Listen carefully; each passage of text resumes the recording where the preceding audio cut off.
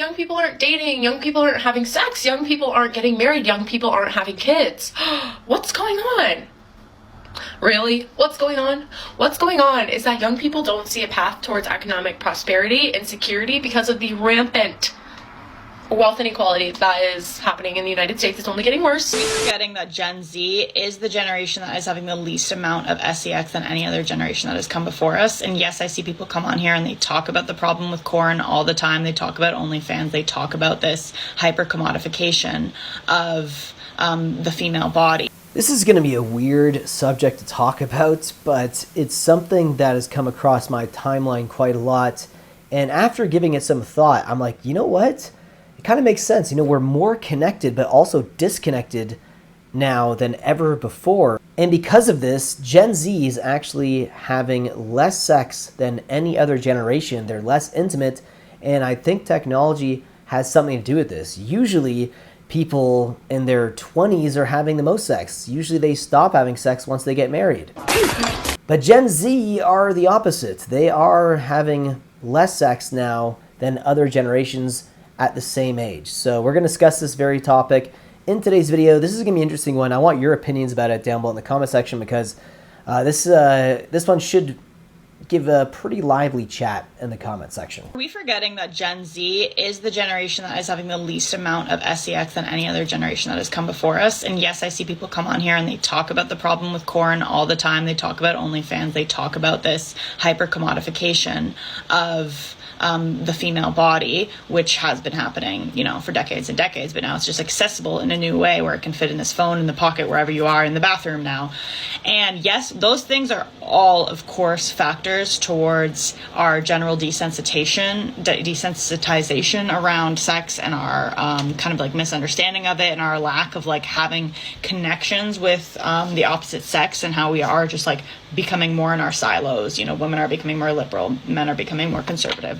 There's so many things that are happening, but I want to like bring it back, you know, to an earlier age. Yeah, people start watching corn at a really early age, but I think a big part that makes this generation so different is that we haven't had many opportunities to set us up for rejection. We are not used to getting rejected. We are used to curating this version of ourselves, this online persona, right? Like even with this video, I pressed play multiple times because I didn't really love how I was being perceived in that certain way. Or I wasn't speaking as eloquently because you have to speak eloquently. You have to get all your words out here and they have to be polarizing and buzzy because otherwise you're just going to move on to the next video, to the next important thing that just fills your little brain.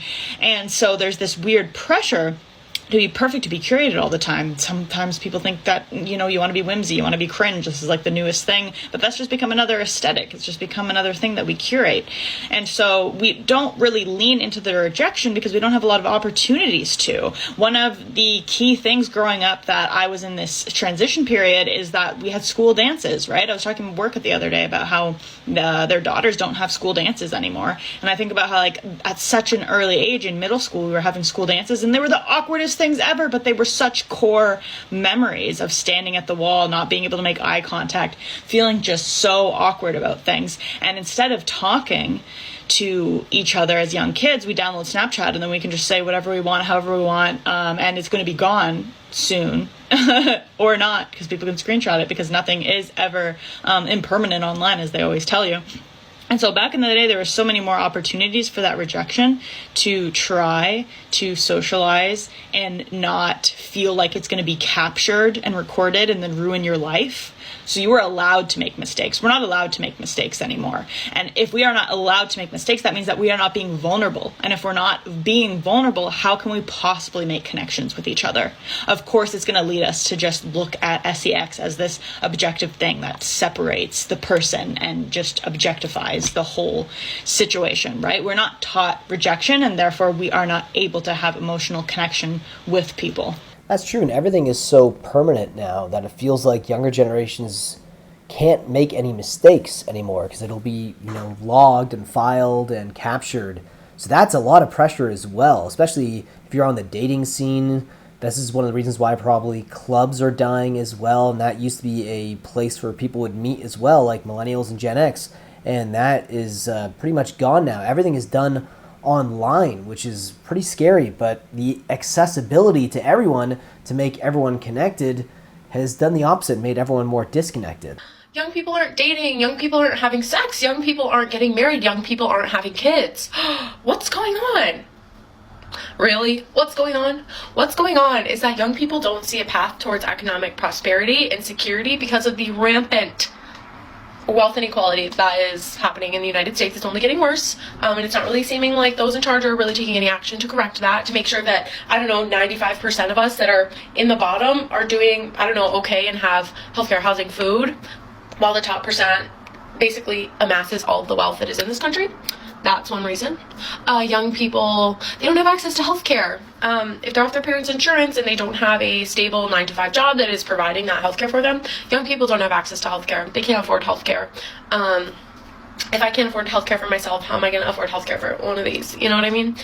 And last but not least, young women don't have access to reproductive healthcare. Young women, depending on the state that they live in, cannot make choices about their bodies. So, young people are not dating.